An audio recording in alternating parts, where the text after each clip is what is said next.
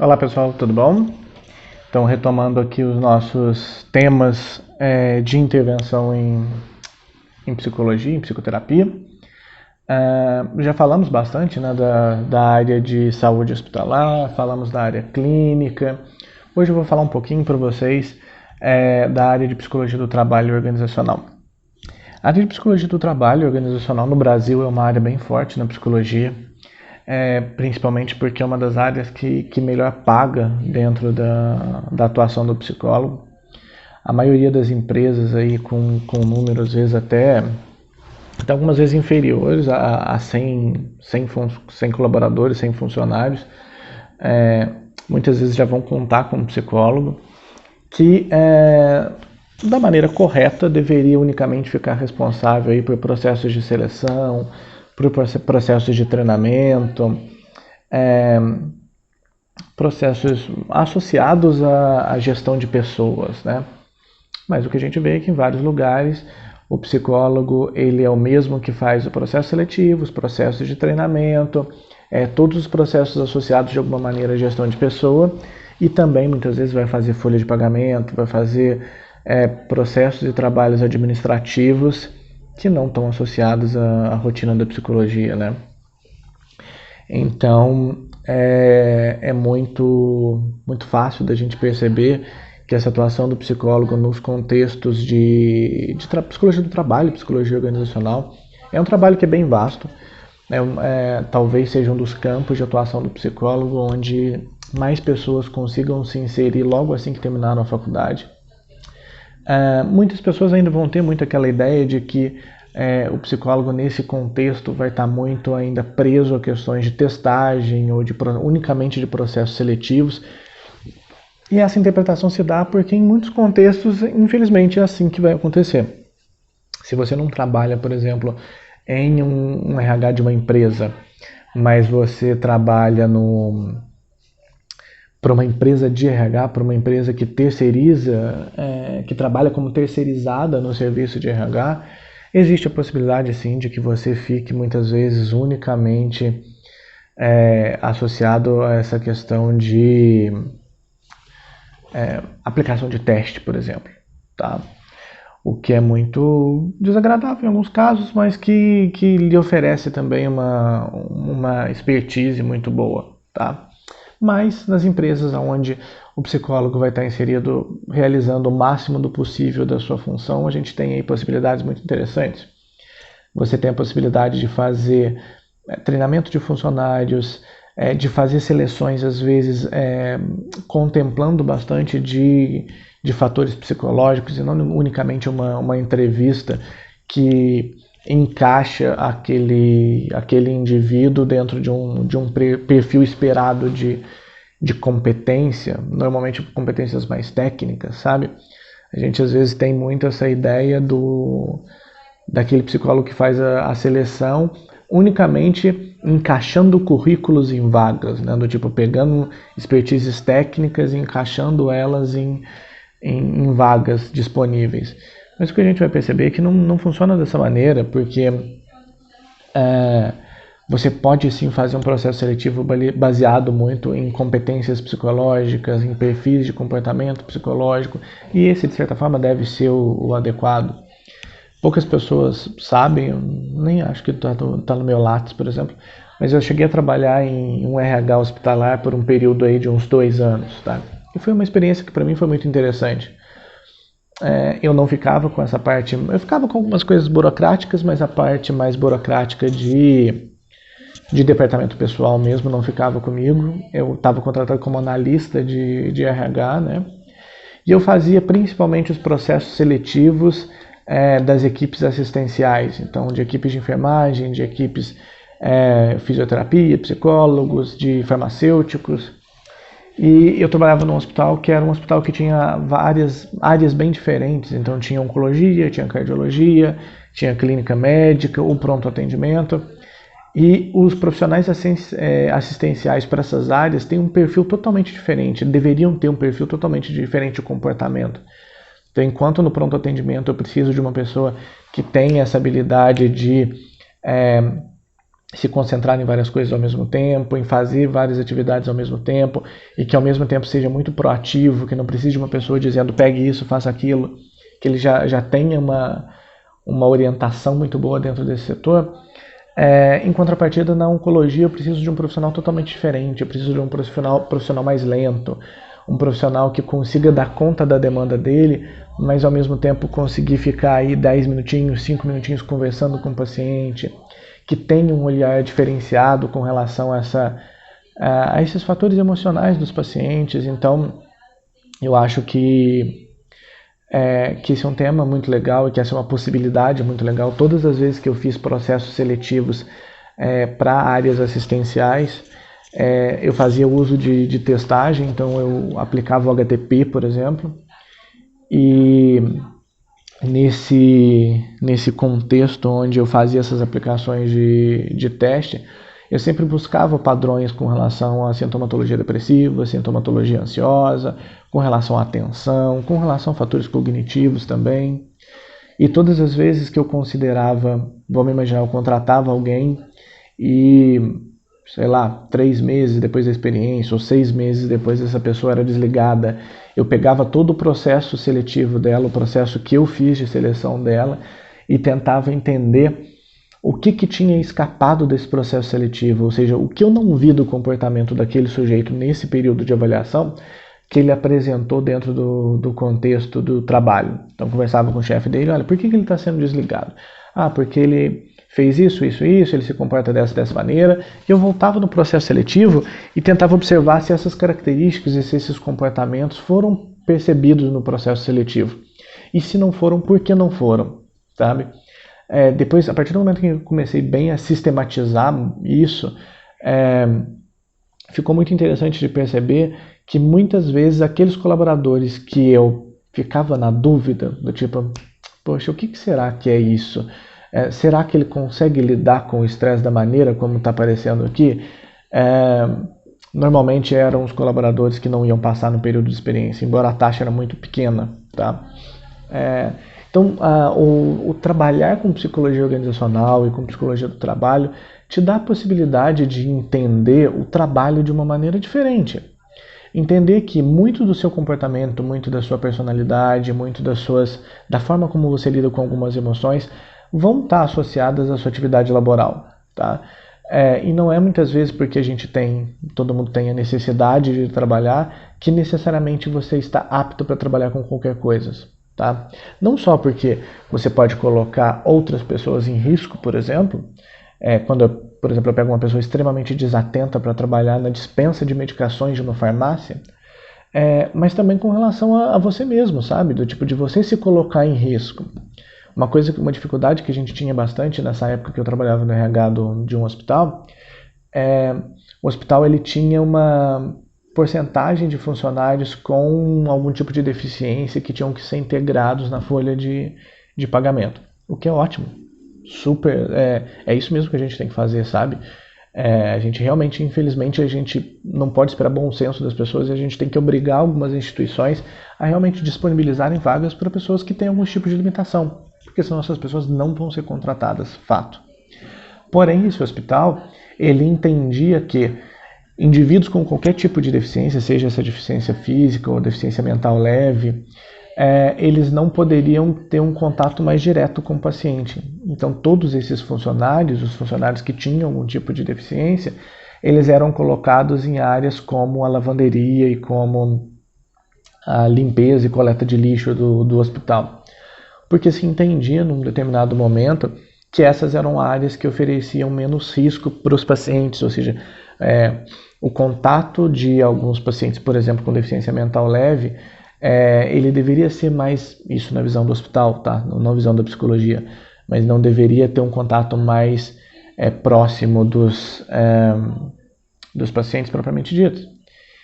O que a gente percebeu com o tempo é que, sim, a gente tirava muitas vezes esse colaborador do convívio e do contato direto com pacientes, mas ele continuava ainda podendo causar danos a si mesmo. Então, quando a gente pensa, por exemplo, numa lavanderia ou numa limpeza hospitalar, a gente tem que pensar que talvez seja um dos setores onde existe maior risco biológico.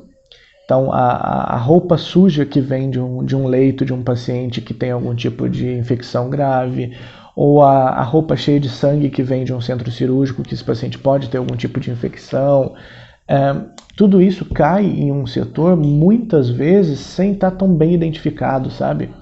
E muitas vezes isso é mandado para a lavanderia de uma maneira, por exemplo, a gente teve situações onde funcionários abriram sacos de roupa e dentro desses sacos tinha seringa.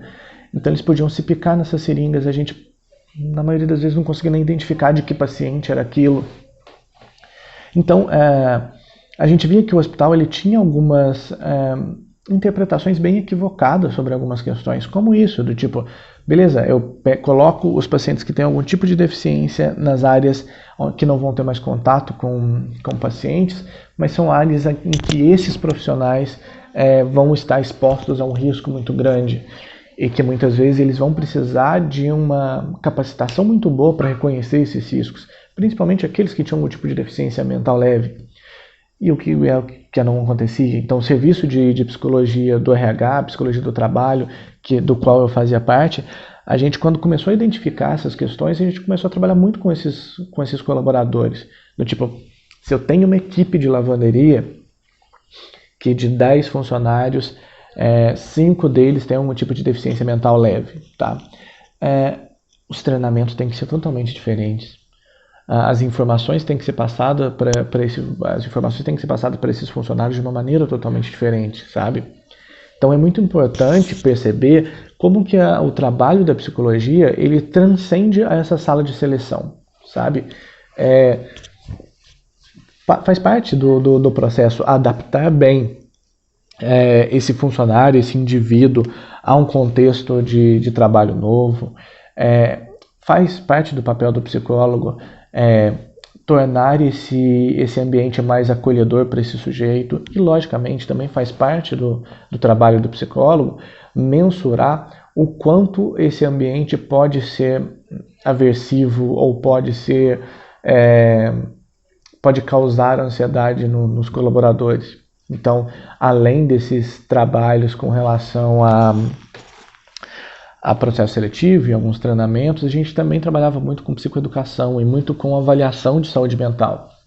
Então a gente, por exemplo, uma vez por ano, a gente fazia um trabalho de cardiologia e de estresse. Então a gente montava estandes onde às vezes um cardiologista e um psicólogo, ou vários psicólogos, um cardiologista e alguns auxiliares de enfermagem, em um determinado período do dia, esse funcionário ele tinha a possibilidade de sair do setor dele, ir para esse ambiente e fazer uma avaliação. Então, ele passava com um cardiologista, ele descrevia um pouco, às vezes, de remédios que ele tomava, fazia o aferimento de pressão arterial, de glicemia, e ele passava com o pessoal da psicologia e a gente fazia um questionário de estresse. E não só o questionário, mas a gente fazia o questionário, a gente corrigia o questionário na frente desse colaborador, era um questionário adaptado. E a gente já pontuava para eles do tipo assim, coisas importantes. Então, olha, no seu questionário aqui, eu vi que você descreve que você dorme menos de 6 horas por dia. Por que isso acontece? Isso já acontece há quanto tempo? Me explica. E a partir do momento em que o paciente descrevia, o funcionário, no caso, né, descrevia o porquê ele dormia pouco ou o porquê dessas alterações, a gente discutia possibilidades terapêuticas, tipo, o que a gente pode fazer para tentar melhorar isso? E muitas vezes a gente explicava para colaboradores, olha, a insônia é um dos principais fatores de intensificação de quadros de estresse, então é importante que a gente lide com isso de alguma maneira. Você trabalhar em terceiro turno já lhe coloca numa condição que você sempre vai ter uma maior propensão a quadros de estresse. Há quanto tempo você está trabalhando de madrugada? Você já pensou em passar um período, às vezes pedir para que seja transferida para o horário do dia, para que o seu corpo possa voltar um pouco ao ritmo natural? Uma coisa que a gente via muito nos colaboradores de enfermagem, funcionários que trabalhavam em 2, 3 hospitais, e a gente descrevia bastante de como isso colabora para uma maior incidência de infecções, para uma maior incidência de problemas gastrointestinais, e de como tudo isso estava associado a quadros de estresse. e muitas vezes da impossibilidade, o colaborador ele não pode mudar de horário porque ele só tem aquela disponibilidade, porque ele organizou a vida dele toda para aquele horário. Então tá, com as condições que a gente tem, que essa, por exemplo, essa questão de não poder mudar de horário, como a gente pode se adaptar? Como a gente pode melhorar o seu sono? Quando você dorme em casa, você consegue deixar o quarto totalmente escuro, porque isso vai ajudar na produção de melatonina. Então a gente dava várias sacadas assim, saca? Não era simplesmente falar pro colaborador, olha, esse horário que você trabalha, isso te causa mais estresse, então você tem que mudar. Não, alguns não podiam mudar e a gente tinha que se adaptar. É lógico que nesse momento de avaliação de como o estresse estava associado a a toda essa problemática do ambiente de trabalho, né? Muitas vezes apareciam problemas de relacionamento dentro do ambiente de trabalho, como gatilhos de estresse. Então o colaborador descrevia do tipo como o ambiente de trabalho é estressante, como a comunicação do seu superior imediato causava ansiedade, causava medos a todos. Isso era levado bem no contexto de sigilo do processo de psicoterapia, bem no sigilo psicológico, né, porque não era um processo de psicoterapia, era uma avaliação e uma orientação, mas depois a gente usava isso em alguns momentos para trabalhar treinamento de liderança, treinamento de comunicação, a gente criava indicadores disso. Então essa é uma coisa muito interessante, a psicologia do trabalho, a psicologia dentro de departamentos como o de RH, eles se utilizam muito de indicadores para que a gente possa, de alguma maneira, ter uma ação mais efetiva, né? Eu lembro que em um determinado momento a gente começou a fazer a divisão de atestados por setor. Então a gente pegava todos os setores do hospital, separava e ia colocando atestados num período de 1 ano que todos aqueles colaboradores daquele setor deram. E a gente começava a observar quais eram os setores que tinham mais atestado e se esses atestados normalmente estavam associados a estresse, para que a gente pudesse aí ter mais um indicador de que talvez aquele ambiente pudesse ser mais estressor para os colaboradores ou pudesse ter algo que a gente pudesse trabalhar lá. E dentro desses fatores de estresse, dentro do ambiente de trabalho, a gente tinha de tudo, desde estresse associado à comunicação, então uma comunicação não efetiva, mas a gente também tinha o estresse físico, então ambientes que eram muito quentes, ambientes que eram muito frios, ambientes que eram muito ruidosos, ambientes em que os colaboradores entravam em contato com o químico e com a altura, com uma frequência muito grande. Então a gente tinha uma variedade de atividades que era muito grande e que, de certa forma, nos cobrava uma leitura muito mais objetiva de todos eles. Várias vezes em momentos onde eu entendia que existia às vezes alguma dificuldade, seja de organização do trabalho ou de comunicação do trabalho em alguns setores, eu pegava para ficar um período da tarde, um período do meu trabalho nesse setor, observando a dinâmica, sabe? Ou começava a fazer visitas mais frequentes naquele setor, para que eu pudesse de alguma maneira às vezes captar um pouco do clima do ambiente, o que poderia estar interferindo de alguma maneira. Então é muito interessante essas possibilidades que a gente tem com relação a como interagir com essas demandas do ambiente de trabalho e favorecer saúde mental, favorecer qualidade de vida dentro do ambiente de trabalho. A nossa função dentro do ambiente de trabalho, da psicologia do trabalho, não é unicamente fazer boas seleções relacionando capacidades e características a uma demanda de atividade, mas principalmente favorecer a saúde mental dentro do ambiente laboral. Esse é o nosso principal objetivo quando a gente fala de psicologia do trabalho. Só que lógico que isso vai ser sempre um entrave quando você, de alguma maneira, às vezes está contratado por uma empresa que não entende bem a sua função, que não entende que ali você está para garantir a qualidade de vida e a saúde mental das pessoas, mas unicamente para ajudá-los a entender o comportamento dos funcionários e, a partir desse entendimento, tirar deles o máximo, o melhor que eles querem. E muitas empresas realmente vão ter essa linha de raciocínio, realmente vão pensar que A função do psicólogo é manipular colaboradores, é manipular opiniões, é modificar o comportamento das pessoas de uma maneira que a instituição seja beneficiada.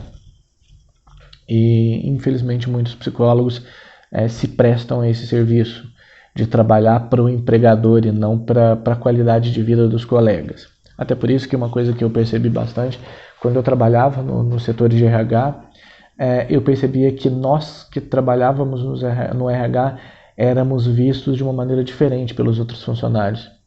A gente não era considerado um colega de trabalho, era como se a gente estivesse mais próximo do dono da empresa do que necessariamente do colega, que também é um funcionário.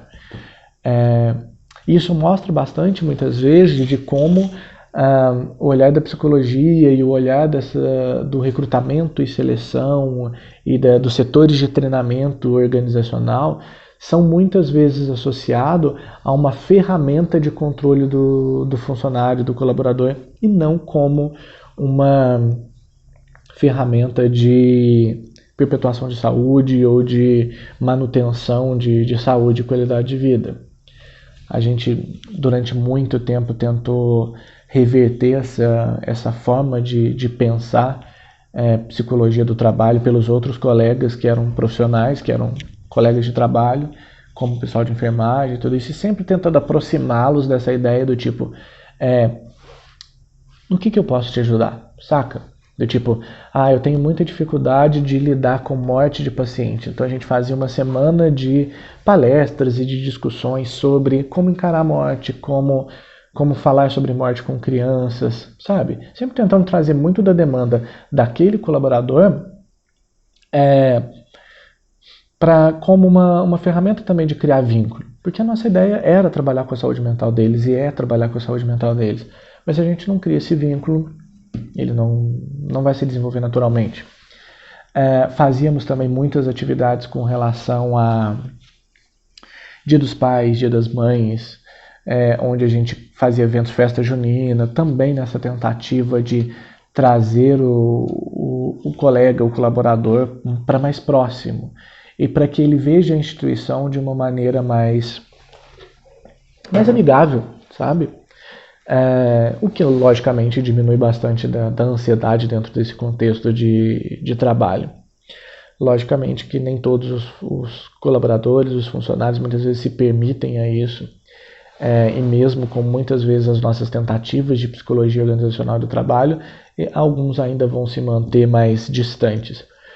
O que não quer dizer que a gente vai deixar de investir nesses colegas, muito pelo contrário, esses são aqueles que a gente ainda deve continuar tentando e dos quais a gente deve mais se preocupar, principalmente com relação à saúde mental. Logicamente, grande parte desse processo é em grande medida preventivo, mas a gente também tinha os trabalhos mais remediativos, então como lidar com conflitos, colaboradores que desenvolviam quadro depressivo, colaboradores que evidentemente estavam apresentando problemas com relação à qualidade de vida e bem-estar, e que muitas vezes ainda não tinham se afastado, ainda não tinham começado a dar testado, mas já era evidente o impacto dessas questões em coisas produtivas, na produtividade dele.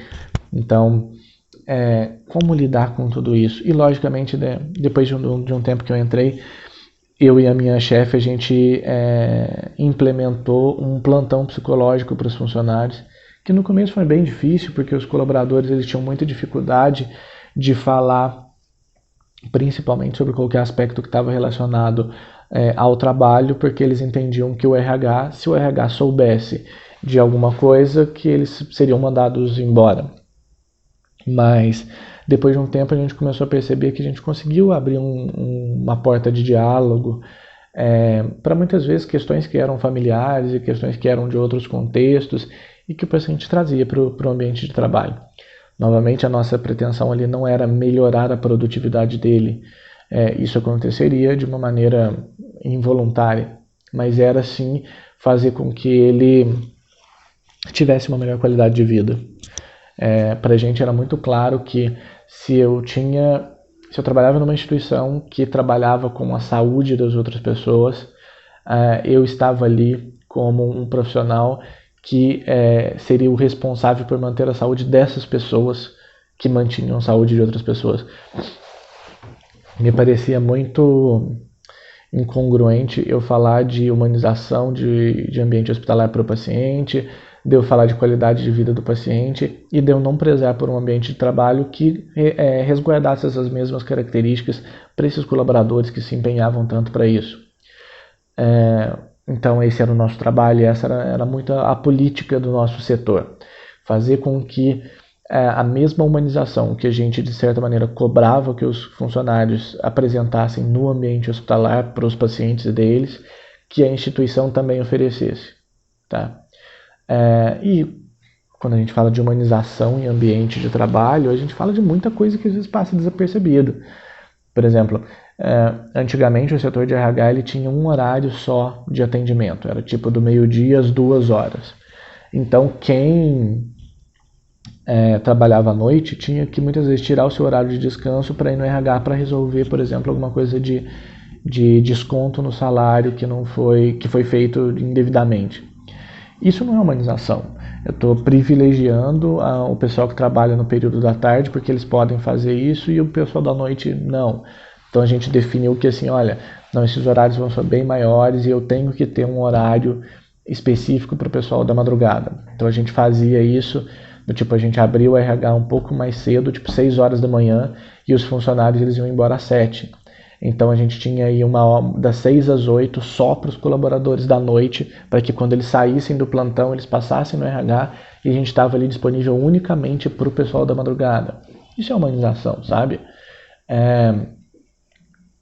Facilitamos também processos de promoção de carreira, então a gente começou a usar critérios mais objetivos com relação à promoção de carreira, porque a gente percebia que não adiantava muito a gente falar de motivação e todas essas baboseiras que muitas vezes a gente escuta dentro dos ambientes organizacionais de meritocracia, se eu não tinha boas definições do que eu esperava daquele colaborador. Então eu tinha, por exemplo, uma técnica de enfermagem que fez a faculdade de enfermagem e se formou enfermeira, mas ela ainda não tinha sido promovida a enfermeira de setor, ela continuava como técnica de enfermagem. E ela nos perguntava, poxa, mas por que fulano de tal passou na faculdade, terminou a faculdade e logo em seguida foi, e eu não?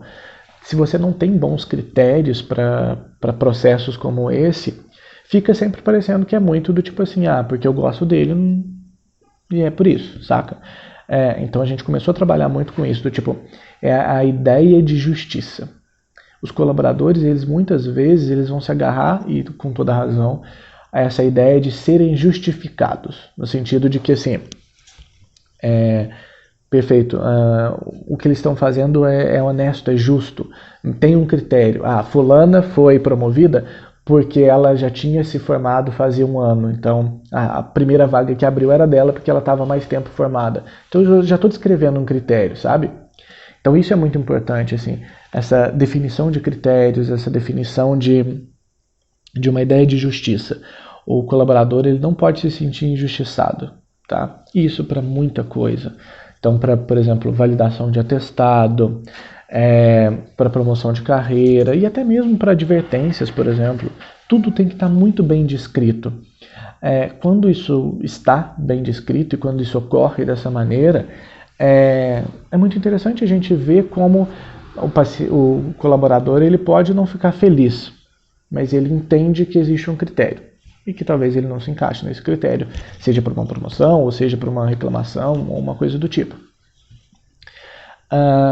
Por mais que a psicologia organizacional, a psicologia do trabalho vá ficar normalmente mais integrada nos setores de RH e que muitas vezes tem na sua maioria dos funcionários pessoas que não são de psicologia, são, por exemplo, da graduação, do tecnólogo de RH ou de administração. O que a gente tem que entender é que também é uma responsabilidade do psicólogo levar toda essa demanda psicológica e comportamental para dentro desse ambiente, que é um ambiente que naturalmente vai tender mais ao administrativo, ao burocrático. Então, transformar muito disso que ainda é burocrático, e que ainda é moroso e que ainda é complicado do ponto de vista de relacionamento humano em algo mais fácil, em uma comunicação melhor. Isso é extremamente importante. Que, de certa forma, também é humanizar o ambiente de RH, né? É torná-lo mais humano no sentido de que se preocupa com o desenvolvimento das pessoas, a saúde das pessoas, a qualidade de vida dessas pessoas e na construção de um ambiente mais adequado, tá? Uma coisa que tem que ficar muito clara para a gente não trabalha como ferramenta de opressão. Nós não somos uma ferramenta do dono da empresa para tirar o máximo daquele sujeito, para cobrar o máximo daquele sujeito, para fazer com que ele seja espremido pelo sistema no máximo que ele pode fazer e depois descartado como uma peça que ficou gasta. Esse não deve ser nosso trabalho nunca. E todas as vezes que você estiver, se por um acaso você estiver inserido num contexto onde você se sinta como obrigado a desempenhar essa função, pula fora, porque isso não é psicologia organizacional e do trabalho, tá?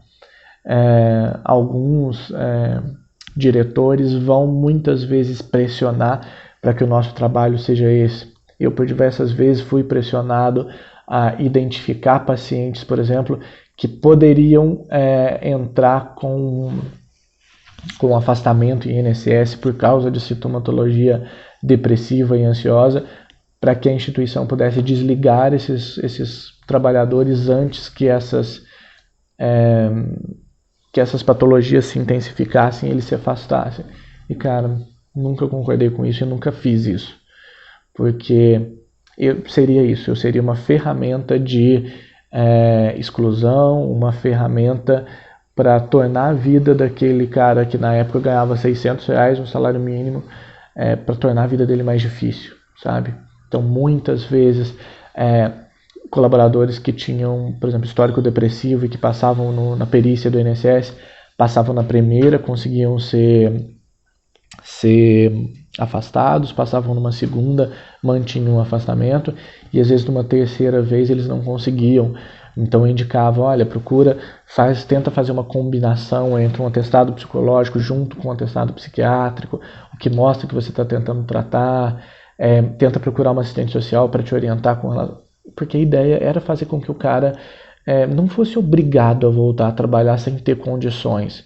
Esse não é o meu papel é ajudar ele, e às vezes para ajudar uma pessoa, um colaborador, um colega de trabalho, é melhor com que ele não vá trabalhar, mas também com que ele não passe fome, com que ele não morra de fome, né?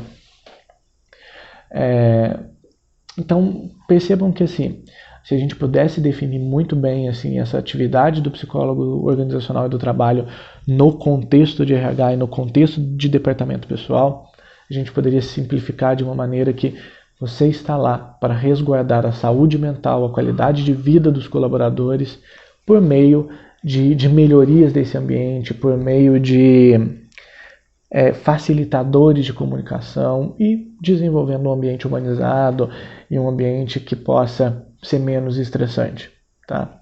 A gente vê muito dessas novas startups, e mesmo até tipo Google, acho que começou com o Google, essa coisa de colocar escorregadores dentro do ambiente de trabalho, coloca videogame, coloca cadeira de não sei o que, quando o que a gente vai perceber é que o ambiente ele não precisa desses artifícios para que ele não seja estressante, ele precisa ser justo, tá? Então eu cheguei a ter contato com algumas empresas que tinham esse tipo de política, que tinham esse tipo de artifício, em que o paciente tinha escorregador e tinha um monte de coisa, mas que os colaboradores trabalhavam 12 horas por dia, 15 horas por dia, e que eram cobrados de uma maneira que, do tipo assim, eles tinham que fazer hora extra, mas isso não era explícito, era implícito, saca? Do tipo assim, se você não faz, você deixa bem claro que você não está ligado na empresa, que você não está disponível para a empresa. Você não era obrigado a fazer hora extra, mas eles colocavam de uma maneira que, tipo assim, você está deixando claro que você não quer estar aqui, saca?